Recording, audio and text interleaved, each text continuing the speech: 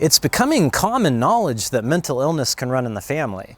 Not because it's contagious, of course. It just increases the chances of having a genetic predisposition for it if someone else in the family is diagnosed. Let me throw some statistics out there. The lifetime chance of someone in the general population developing bipolar disorder is around 1%. That might not sound like a lot, but 1% of the population is around 78 million people. If one biological parent has it, the chances go up to around 10%. If both parents have it, the chances are around 40%. If a brother or sister has it, around 13%. Identical twins, 40 to 70%. And for extended family, like aunts, uncles, or grandparents, there's a 5% chance of developing the illness. That's not to scare you guys. In reality, having a family member with bipolar disorder means that the risk is increased, but the absolute risk is quite low. There's also a lot of other factors that can contribute to mental health struggles, but that's not what I'm here to talk about today. Today I want to talk about living in the shadow of my crazy uncle. I apologize in advance for using such a stigmatized term as crazy, but we'll get to that. Up until very recently, mental health struggles were among a family's best-kept secrets. My parents, and especially my grandparents' generation, didn't grow up using the term mental health. That's relatively new. People were either normal or crazy. I'm not a fan of either of those words, but they reflect society's limited understanding of brain science at the time. Mind you, the internet wasn't at our fingertips, so informative resources were very limited. The following is a completely hypothetical situation based on similar stories I've heard while advocating. Let's say my Uncle Bob is severely mentally ill. He's been arrested, homeless, struggles with addiction, and is hospitalized on a regular basis. My parents are in constant fear of getting calls from the hospitals or jail. They've taken him to doctors, counselors, healers, and dealers without positive outcome. This has gone on for so many years that most of the family has distanced themselves from him. Then, lo and behold, I was born. Then my sister. Fast forward, and now I'm in high school. I start to complain to my parents that something is wrong, that I should have never been born and I hate my life. My grades and behavior at school are concerning, but they assume it's within the realm of, quote, normal teenage angst. A couple years later, my sister starts to develop social anxieties and moderate periods of depression. Not as bad as mine, but notable enough for a school guidance counselor to call our parents.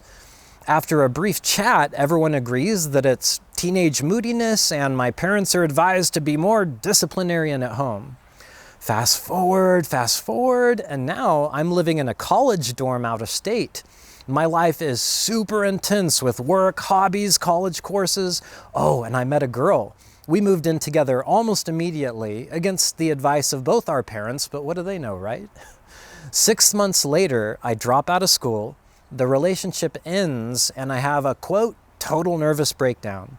I'm hospitalized for the first time. My parents are so worried that they get on the next flight out to California.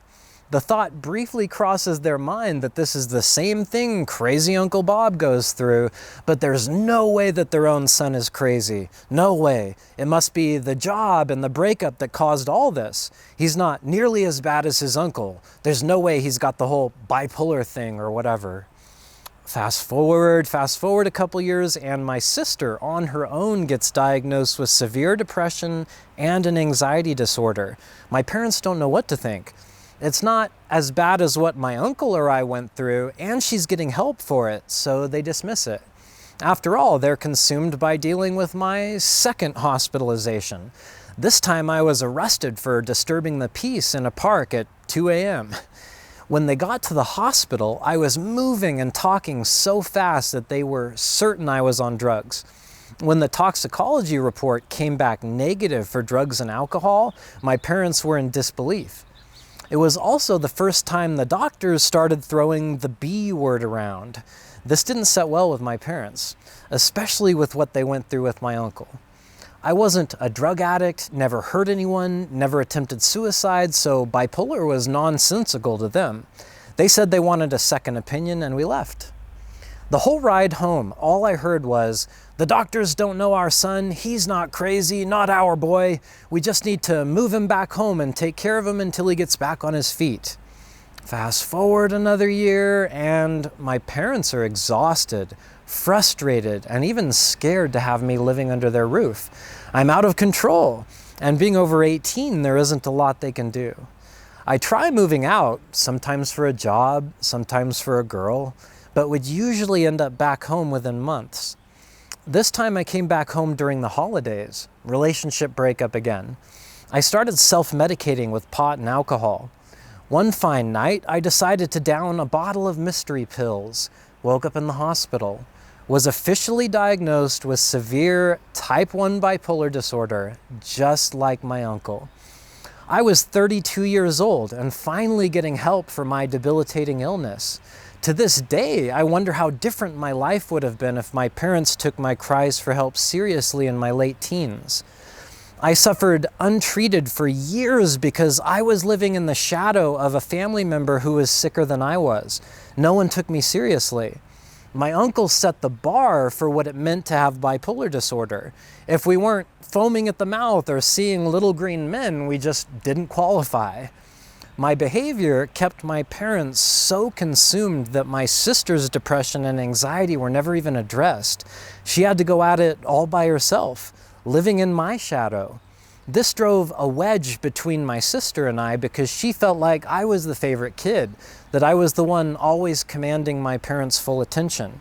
I mean, parents put their attention where it's needed, and this includes the kid who's hurting the most.